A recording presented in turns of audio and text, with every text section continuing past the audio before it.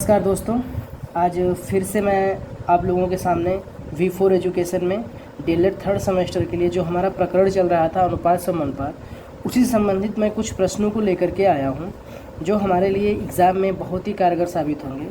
तो देरी ना करते हुए हम डायरेक्ट प्रश्न में चलते हैं। हमारा पहला क्वेश्चन है कि पेंसिल, कलम तथा अभ्यास पुस्तिका का अनुपात किसी दुकान में 10 संबंधित 2 संबंधित 3 है।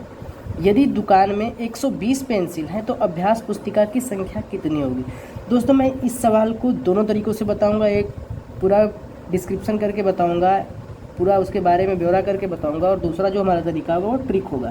तो सबसे पहले चूँकि हमको डीएलएड थर्ड सेमेस्टर में सॉल्व करके दिखाना होता है, इसलिए सबसे पहले हम इसको पूरा ओपन करके लगाते हैं कि इसको लगाने का तरीका क्या होता है। तो दोस्तों, हम ऐसे लगाते हैं, पहले लिखेंगे हल, उसके बाद मानेंगे कि माना पेंसिल की संख्या बराबर 10x और कलम की संख्या बराबर 2x तथा अभ्यास पुस्तिका की संख्या बराबर 3x है। दिया है यदि दुकान में 120 पेंसिल हैं। यहाँ पे लिखेंगे कि दिया है पेंसिल की संख्या हमारी कितनी है 10x। पेंसिल की संख्या कितनी है 10x। तो दिया है कि 10x बराबर 120, तो x बराबर कितना हो जाएगा 120 बटा के 10 अर्थात 12। अब सवाल में पूछ रहा है कि अभ्यास पुस्तिका की संख्या कितनी है। तो अभ्यास पुस्तिका की हमारी संख्या कितनी है दोस्तों, तो 3x है। तो अभ्यास पुस्तिका की संख्या बराबर कितनी हो जाएगी, अभ्यास पुस्तिका की संख्या बराबर हो जाएगी 3x अर्थात 3 गुणे x की वैल्यू कितनी आई हमारी 12 अर्थात कितना हो जाएगा 36। यानी कि हमारा जो आंसर निकल के आया वो यह आया कि इस प्रश्न में अभ्यास पुस्तिका की संख्या कुल कितनी हो जाएगी, तो 36 हो जाएगी। चलिए दोस्तों, एक ट्रिक के माध्यम से हम इसको समझते हैं। एक ट्रिक के माध्यम से समझते हैं कि अगर हमको बहुविकल्पीय प्रश्न में दे दिया इस प्रकार का सवाल, तो हम जल्दी सा और कितना आसानी से कितना जल्दी हम कर सकते हैं। तो दिया हुआ है कि 120 पेंसिल है, अर्थात जो पेंसिलों का अनुपातिक मान है वो कितना है 10 और इसका वास्तविक मान कितना है 120। तो 10 अनुपातिक मान और 120 इसका वास्तविक मान। तो 10 बराबर 120 दिया है, तो 1 बराबर कितना है 12, जबकि हमारी अभ्यास पुस्तिका का अनुपातिक मान कितना है 3 है। यानी हमको 3 की वैल्यू निकालनी है। तो 3 की जब 1 की वैल्यू 12 है तो 3 की वैल्यू कितनी हो जाएगी 3 गुणे 12 अर्थात 36। यानी कि एक लाइन में इस ट्रिक के माध्यम से इस प्रकार के सवाल को लगा सकते हैं। अब चलते हैं हम क्वेश्चन नंबर 2 पे।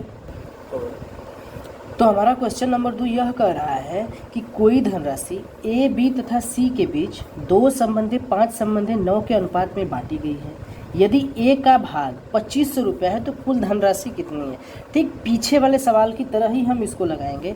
पहले मानेंगे कि माना ए का हिस्सा कितना है, ए का हिस्सा बराबर कितना हो जाएगा 2x, बी का हिस्सा बराबर कितना हो जाएगा 5x और सी का हिस्सा बराबर कितना हो जाएगा 9x। कह रहा है कि ए का भाग 2500 रुपया है, यानी कि 2x की वैल्यू दिया है, यानी कि दिया है कि 2x बराबर 2500। तो x बराबर कितना हो जाएगा 2500 बटा के 2, यानी कि जब इससे हम भाग करेंगे तो इसका मान कितना आ जाएगा 1250 आ जाएगा। यानी कि 2x बराबर 2500 है तो x बराबर 1250 आएगा। तो कुल धनराशि की वैल्यू पूछ रहा है, यानी कुल धनराशि कितनी है, कुल धनराशि कुल कितनी हो जाएगी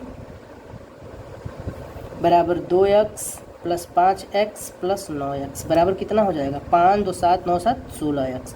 अर्थात x की वैल्यू 1250 है तो 16x की वैल्यू कितनी हो जाएगी, तो 16 गुणे 1250 बराबर कितना हो जाएगा 20,000 रुपया। कितना हो जाएगा 20,000 रुपया। अर्थात अगर इस अनुपात में ए का हिस्सा 2500 रुपया दिया है तो कुल धनराशि कितनी हो जाएगी 20,000 रुपया हो जाएगी। इसको भी हम एक ट्रिक के माध्यम से समझते हैं जो थोड़ा आसानी से हमको लग जाएगा, जो बहुविकल्पी प्रश्नों के लिए हमारे लिए कारगर होगा। ट्रिक दिया है कि जब 2 का हिस्सा बराबर कितना है 2500 रुपया है तो 1 का हिस्सा बराबर कितना हो जाएगा 1250 हो जाएगा। पूछ रहा है कुल हिस्सा, तो कुल हिस्सा कितना है 2 धन 5 धन 9, यानी कि बराबर 5 2 7 9 7 16। कुल कितना है हिस्सा 16 है और 1 का हिस्सा 1250 है तो 16 का मान कितना हो जाएगा 16 गुणे 1250 बराबर 20,000। दोनों कंडीशन में हमारे आंसर सेम आ रहे हैं। हालांकि ये बहुविकल्पी प्रश्नों के लिए कारगर होगा और ये जो डिस्क्रिप्टिव क्वेश्चन आते हैं उनके लिए हमारे लिए कारगर होगा। दोस्तों ध्यान से समझना है, हमारे लिए डीएलएड में दोनों ही क्वेश्चंस पूछे जाते हैं, बहुविकल्पी भी होते हैं और डिस्क्रिप्टिव भी होते हैं। अगर डिस्क्रिप्टिव के बारे में पूछा तो हम इस तरीके का प्रयोग करेंगे और बहुविकल्पी के बारे में पूछा तो हम इस ट्रिक का प्रयोग करेंगे। चलते हैं अगले क्वेश्चन पे। हम क्वेश्चन नंबर 3 हमारा यह कह रहा है कि पी क्यू आर के बीच 2:5:9 के अनुपात में एक धनराशि का बंटवारा होना है। पी क्यू आर के बीच 2:5:9 के अनुपात में एक धनराशि का बंटवारा होना है। यदि पी तथा क्यू के हिस्से का अंतर, ध्यान से समझिएगा, यदि पी तथा क्यू के हिस्से का अंतर 1500 रुपया, यहाँ पे अंतर दे दिया है और इनका अंतर कितना दिया है, 1500 रुपया दिया है, तो आर का हिस्सा पूछ रहा है। तो ठीक उसी प्रकार से लगाएंगे कि माना पी का हिस्सा कितना है, पी का हिस्सा बराबर कितना है, 2x है, और क्यू का हिस्सा कितना है, 5x है, और आर का हिस्सा कितना है, 9x है। इस सवाल में दिया हुआ है कि पी तथा क्यू के हिस्से का अंतर 1500 रुपया है, यानी कि प्रश्नानुसार करेंगे 5x माइनस 2x बराबर 1500 रुपया, यानी कि p का हिस्सा, q का हिस्सा कितना है, 5x है, और q का हिस्सा 2x है। यहाँ पे p और q हम ये नहीं देखेंगे कौन पहले है कौन बाद में है, यहाँ अंतर का मतलब बड़ा वाला पहले और छोटा वाला बाद में। तो क्या हो जाएगा, 3x बराबर 1500 रुपया, तो x बराबर कितना हो जाएगा, 500 रुपया हो जाएगा। तो पूछ रहा है r का हिस्सा कितना है, 9x है, तो r का हिस्सा बराबर कितना हो जाएगा, आर का हिस्सा बराबर कितना हो जाएगा, 9x है, तो 9 गुणे x की वैल्यू हमारी 500 आई है, इसलिए क्या हो जाएगा, 4500 रुपये। अर्थात इस प्रश्न में आर के हिस्से का मान कितना आ जाएगा, तो 4500 रुपये, ये हमारा आंसर आएगा। अब थोड़ा सा इस पर भी हम ट्रिक की बात कर लेते हैं कि ट्रिक इसका कैसा होता है। तो इसका ट्रिक देखिए दोस्तों, क्या होता है, जब आर के हिस्से के बारे में बात कर रहा है, यानी कि आर का हिस्सा बराबर हो जाएगा, क्या हो जाएगा, आर का हिस्सा कितना है, 9 है, और कह रहा है कि दोनों का अंतर यानी कि पी तथा क्यू का अंतर कितना है, 5 माइनस 2, और पूरा कितना है, 1500 रुपया है। तो 9/3 गुणे 1500, 3 से काट देंगे तो ये 500 बार में कट जाएगा, 5 9 4500। तो डायरेक्ट हम इसमें आर का हिस्सा निकाल दिए तो कितना आ गया हमारा, 4500 रुपये। ये भी हमारा आंसर है। हम बार बार बोल रहे हैं कि बहुविकल्पी प्रश्नों के लिए कारगर होगा, और ये हमारा जो डिस्क्रिप्टिव क्वेश्चन आते हैं उनके लिए कारगर होगा। तो चलिए चलते हैं क्वेश्चन नंबर 4 पे। क्वेश्चन नंबर 4 क्या कह रहा है। हाँ तो दोस्तों देखिए, क्वेश्चन नंबर जो 4 है वो हमारे लिए बेहद ही इम्पोर्टेंट क्वेश्चन है, और पूरी उम्मीद है कि यही क्वेश्चन 2 नंबर में हमारे डीएलएड के 3rd सेमेस्टर में आने की उम्मीद है। यही क्वेश्चन तो मैं नहीं कह सकता, लेकिन इस प्रकार का क्वेश्चन, इसके आंकड़े चेंज हो सकते हैं, लेकिन क्वेश्चन का जो तरीका है, सॉल्व करने का तरीका है, वो बिल्कुल सेम रहेगा। तो क्वेश्चन क्या कह रहा है कि एक बैग में 1 रुपये, 2 रुपये एवं 5 रुपये के सिक्के हैं। एक बैग है जिसमें कुछ रुपए हैं, कौन कौन से रुपए हैं, 1 रुपये हैं, 2 रुपये हैं एवं 5 रुपये के कुछ सिक्के हैं, जिनके संख्याओं का अनुपात, मूल्यों का अनुपात नहीं दिया हुआ है, बल्कि कितना दिया, किसका दिया हुआ है, संख्याओं का अनुपात 4 संबंधित 3 संबंधित 2 है। 4 संबंधित 3 संबंधित 2 है। यदि बैग में कुल 1800 रुपये है, यदि बैग में कुल 1800 रुपये हैं, तो 2 रुपये के सिक्कों की संख्या क्या होगी। तो यहाँ पे हम फिर मान लेंगे कि माना 1 रुपये के सिक्कों की संख्या कितनी है, 4x है, 2 रुपये के सिक्कों की संख्या कितनी है, 3x है, और 5 रुपये के सिक्कों की संख्या कितनी है, तो 2x है। अब कह रहा है यदि बैग में कुल 1800 रुपये है, तो सबसे पहले हम क्या करेंगे कि इनकी वैल्यू देखेंगे कि ये कितनी, जैसे मान लेते हैं कि अगर 1 रुपये का 5 सिक्का होगा तो उसका मान कितना होगा, उसका दाम कितना होगा, उसकी वैल्यू कितनी होगी, तो 5 ही रुपये होगी। लेकिन अगर 2 रुपये के 5 सिक्के हो जाते हैं तो उसकी वैल्यू कितनी हो जाएगी दोस्तों, तो 5 × 2 यानी कि 10 रुपये हो जाएंगे। उसी तरह से अगर 5 रुपये के सिक्कों की संख्या 15 है तो कितना हो जाएगा, उसकी वैल्यू 5 × 15 यानी कि 15 × 5 = 75 रुपये हो जाएगी। उसी तरह से इनका जो है हम क्रमशः इनका मूल्य निकालेंगे तो ये क्या आएगा, क्रमशः इनका मूल्य निकालेंगे तो ये हो जाएगा कि 1 रुपये का मूल्य बराबर कितना हो जाएगा, 1 रुपये का मूल्य बराबर 4x × 1। उसी तरह से 2 रुपये का मूल्य बराबर कितना हो जाएगा, 3x × 2। उसी तरह से 5 रुपये के मूल्य बराबर कितना हो जाएगा, 2x × 5। अब इनका वैल्यू देख लेंगे तो ये 4x हो जाएगा, और ये 6x हो जाएगा, और ये 10x हो जाएगा। तो कह रहा है यदि बैग में कुल रुपयों की संख्या कितनी है, तो क्या हो जाएगा, कुल रुपयों की संख्या बराबर, कुल रुपये बराबर कितना है कि 4x धन 6x धन 10x बराबर कितना हो जाएगा, 1800 हो जाएगा। 6 4 10 और 10 20x, यानी कि 20x बराबर कितना हो जाएगा, 1800 हो जाएगा।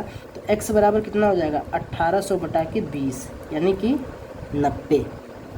अर्थात हम यह कह सकते हैं कि जो हमारी x की वैल्यू आई वो कितनी आई, 90 आई। लेकिन पूछ रहा है 2 रुपये के सिक्कों की संख्या, तो 2 रुपये के सिक्कों की संख्या कितनी है हमारी, 3x है। तो 2 रुपये के सिक्कों की संख्या बराबर कितनी है, 3x है। तो 3 गुणे 90 कर देंगे तो पूरा आंसर कितना आ जाएगा 270। अर्थात जो ये हमारा क्वेश्चन नंबर 4 है जो हमारे लिए बेहद ही इंपॉर्टेंट है, इसको सॉल्व करने का तरीका ये होता है और इसका जो आंसर आया है वो कितना आया है 270। अर्थात एक बैग में जिनका अनुपात 4 संबंधित 3 संबंधित 2 है, कुल 1800 रुपये हैं, तो इनमें 2 रुपये की सिक्कों की संख्या पूछ रहा है, तो वो 2 रुपये की सिक्कों की संख्या कितनी है 270। नो डाउट अगर वो 1 रुपये की सिक्के की संख्या पूछता तो क्या हो जाता 90 गुणे 4 यानी कि 360 हो जाता। अगर वो 5 रुपये के सिक्कों की संख्या पूछता तो कितना हो जाता 90 गुणे 2 बराबर 180 हो जाता। ये हमारे अलग से क्वेश्चन मैंने जोड़ लिया है जो कि हमारा क्वेश्चन पूछा है कि 2 रुपये की सिक्कों की संख्या कितनी होगी। तो इसी कड़ी में हम चलते हैं अगला क्वेश्चन के लिए। ये भी हमारे लिए बेहद इंपॉर्टेंट है, थोड़ा सा समझने में क्वेश्चन को दिक्कत हो सकती है कि क्वेश्चन कह क्या रहा है, लेकिन क्वेश्चन बिल्कुल ही आसान है, हम इसको एकदम आसान तरीके से सॉल्व करेंगे। चलिए देखते हैं दोस्तों कि क्या है क्वेश्चन।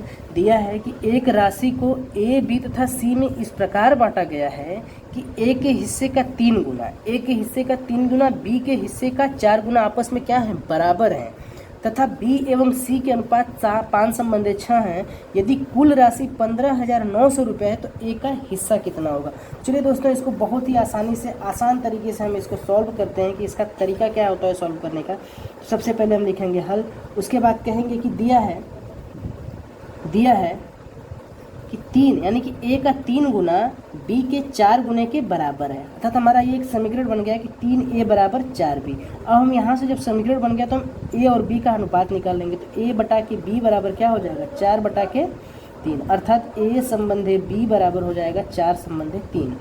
और एक क्वेश्चन में अगले लाइन में दिया हुआ है कि b तथा c का अनुपात कितना है 5 संबंधे 6, अर्थात b संबंधे c का अनुपात कितना है 5 संबंधे 6 है। अगर मैं a संबंधी b संबंधी c निकाल लूँ तो शायद हमारा क्वेश्चन बहुत ही आसानी से हल हो जाएगा। सबसे पहले हम क्या करेंगे कि इसका तरीका मैंने बताया है कि जब a संबंधी b बराबर कुछ दिया हो और b संबंधी c बराबर कुछ दिया हो तो मैंने इसको 2-3 प्रकार से बताया है कि नहीं इसको कैसे कैसे लगेगा हमारी पहली वीडियो में। तो चलिए दोस्तों हम पहले a संबंधी b संबंधी c निकालते हैं। सबसे पहले क्या करेंगे, a संबंधी b बराबर हो जाएगा 4 संबंधी 3 और b संबंधी c बराबर हो जाएगा 5 संबंधी 6 हो जाएगा। तो हमको क्या करना है कि हर हाल में बीच वाले मान को बराबर करना है, या फिर हम ऐसे भी निकाल सकते हैं कि 4 का गुणा 5 में करें, 3 का गुणा 5 में करें और 3 का गुणा 6 में करें, ऐसे भी निकाल सकते हैं। तो a संबंधी b संबंधी c का जो अनुपातिक मान हो जाएगा वो 20, 4 पच्चीस 20, 5 3 15 और 6 3 18, यानी कि a संबंधी b संबंधी c का मान हो जाएगा 20 संबंधी 15 संबंधी 18। दिया है कि यदि कुल धनराशि यानी कि a प्लस बी प्लस सी तीनों को मिला करके कितना है 15,900 रुपया है, तो हम मान लेंगे यहाँ पे कि माना a का हिस्सा कितना है, माना a का हिस्सा बराबर 20x है और b का हिस्सा बराबर 15x है और c का हिस्सा बराबर 18x है, और तीनों का योग पूरा मिला करके कितना दिया है 15,900 दिया है, यानी कि 20x plus 15x plus 18x बराबर 15,900। तो कितना हो जाएगा 15, 20, 15 और जब 18 को हम आपस में जोड़ेंगे इनका वैल्यू आ जाएगा 20, 15, 35 और 18 53, यानी कि 53x बराबर 15,900। तो x बराबर कितना हो जाएगा 15,900 बटा के 53। जब हम इसको काटेंगे तो ये 300 बार में पूरी तरह से काटेगा, यानी कि 53 में 3 का गुणा करेंगे तो 159 आएगा और 2 जीरो आगे बढ़ा देंगे। तो पूछ रहा है a का हिस्सा, तो a का हिस्सा कितना है दोस्तों, a का हिस्सा है हमारा 20x, यानी कि 20 गुणे 300 अर्थात कितना हो जाएगा 6,000 रुपया, यानी कि इस क्वेश्चन का आंसर कितना आया 6,000 रुपया। अब हम इसको एक ट्रिक के माध्यम से समझेंगे कि इसका ट्रिक क्या कह रहा है। तो दोस्तों ट्रिक जब भी हम लगाएंगे इसके बाद का ही लगाएंगे, तो इसमें ट्रिक में कह रहा है कि a प्लस बी प्लस सी बराबर कितना है 15,900 है, और पूरी वैल्यू कितनी है, अनुपातिक वैल्यू कितनी है 15 प्लस 20 प्लस 15 प्लस 18, ये होती है इसकी अनुपातिक वैल्यू, और ये जो मैं लिख रहा हूँ ये है इसकी वास्तविक वैल्यू। इनका योग होता है 53 बराबर 15,900, तो एक बराबर कितना हो जाएगा 300, और जो 20 की वैल्यू पूछ रहा है, चूँकि a का हिस्सा कितना है 20 है, तो 20 की वैल्यू पूछ रहा है तो 3 गुणे 20 कर देंगे, यानी कि बराबर 6,000 रुपया। ये हमारा आंसर रहा, दोनों ही कंडीशन में हमारा आंसर सेम रहा। चलिए दोस्तों चलते हैं अगले क्वेश्चन पे। तो दोस्तों हमारा अगला सवाल बेहद ही सरल है, वह यह है कि दो संख्याओं का योग 40 है और उनका अंतर 4 है। दो संख्याओं का योग 40 है और उनका अंतर 4, तो संख्याओं का अनुपात है। बहुत छोटा सा क्वेश्चन है, तो हम इसको लिख लेंगे हल। माना पहली संख्या कितनी है, a है, और दूसरी संख्या कितनी है, b है। पहली संख्या a है और दूसरी संख्या कितनी है, b है।